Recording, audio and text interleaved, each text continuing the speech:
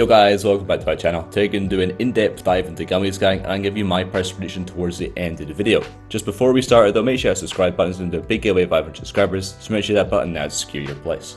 Today's project review is going to be slightly different, and that's because when I started researching Gummies gang, many red flags stood out to me, which I want to try and get across to you guys. So when you're looking into projects in the future and you're trying to make price predictions of your own, or you're trying to find somewhere that you can spend your time to try and get that whitelist, you can do it better, because this project, in my opinion, is not very good at all.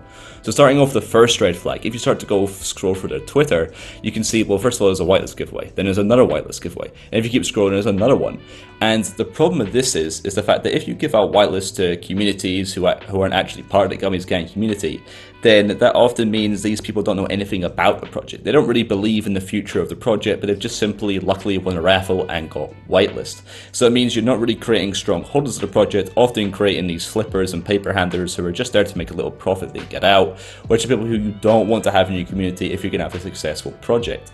And you can see here, even though they say they're going to hand out particularly a few whitelist spots or some whitelist spots on the Twitter, this often multiplies by tenfold within the Discord. For example, I often see if they hand out 3 whitelist spots on Twitter, they'll then hand out 30 whitelist spots in the Discord. So I'd just be aware with the culture they are bringing to this type of project. So the next thing I really like to do when I'm researching projects is look into the roadmap, because you really want to supply utility. So the first thing they talk about is the fact that they're going to have a Gummies gang council. And what they're going to do is people, members of the community, can make proposals and initiatives, and then 15% of the mint and secondary sales will be allocated to making these things come true. And these, for example, will be create merchandise for Gummies holders or running real life events. And for example, such as merch, these are often very wasted on most projects, so you have to pay for the merch. And also these in real life events, I'm not a fan of, because again, there's very few people who live in these actual locations, so it's very hard to attend these with everyone's busy schedule going on. So in my opinion, this is an okay point, but really doesn't bring much value to the actual holders. Next is going to be the future Gummies drop. So what they mention here is the fact that they're going to allow, the community is going to allow other artists to collaborate with them, and this is going to in turn grow the Gummies gang community. But again, this really means nothing. Most likely they'll try and get a few art collaborations with other projects in the future. Maybe that'll secure them a few whitelist spots, but again, it offers very little utility. And finally, the last bit of thing they mention here is something which stood out to me the most. It's actually going to create their own indie game. Now, if you scroll down to the team, there's a 6-man team, and you see here there's an artist, animator, designer, lead artist, founder, and developer. I imagine this developer is going to be working on the contract and all that sort of technical stuff. They don't actually mention anyone who's been developing this game, so most likely this game actually hasn't been developed at all so far. So they're planning to basically take your money, and then to get a good working game going, it takes years and years to do this. So most likely this game won't be ready for a long time, and the quality, in my opinion, since it's shown no gameplay at all or anything, that is completely up in the air. It could be a very bad game, so it's something that I would not very interested by at all. And one thing that I talked about in my previous video was going to be on Mutant She-Gull Club was the lack of utility and how it's going to affect the floor price, and now we see the floor price sitting around the mint price, which means no profit at all for holders, and the holders over there at this project are not very happy at all.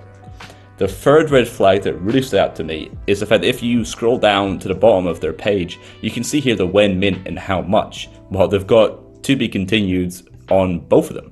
And if you just go to their Twitter, you can see that they have, as of yesterday, actually uploaded their mint details and the price and everything like that, but they don't even have the time to go to their website and update this. I just think it's very unprofessional for a project that you're investing a lot of money into. And then the final red flag here is it may be different within the Discord, but you can see here that these founders, they aren't doxed, they don't link a Twitter, they don't link a LinkedIn account, so you don't actually know who they are. And again, within this space, it's very easy for you to run away with your money and just not really deliver if you're not doxed. So it just creates that extra level of security and makes it much better for you investing your money into these sorts of projects. In terms of the two positives that I see for this project is, firstly, if you check out their mint details, you can see here they're going to have a low mint price of 0.075 Ethereum, which is something I'm a fan of.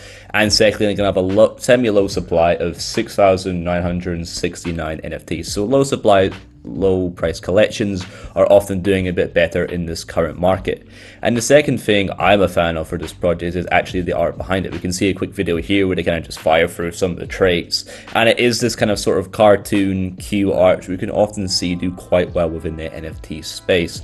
But again, the amount of negatives completely overweigh the positives behind this project. So now time for my price prediction. So what I think is going to happen is going to see a couple of initial sales around that 0.15 Ethereum mark, but we're going to move quickly down to that kind of 0.1 range. And then over time and even beyond the reveal, what we're going to see is a slow move down in the price. And even we're going to see it, in my opinion, go below the mint price eventually. And this is simply due to the factor that this project doesn't really offer utility to make it stand out in the long run. So thank you guys so much for listening. Hopefully you can take these tips on board, and make sure you hit the subscribe button. We're doing a big giveaway at 500 subscribers. Peace. Thanks.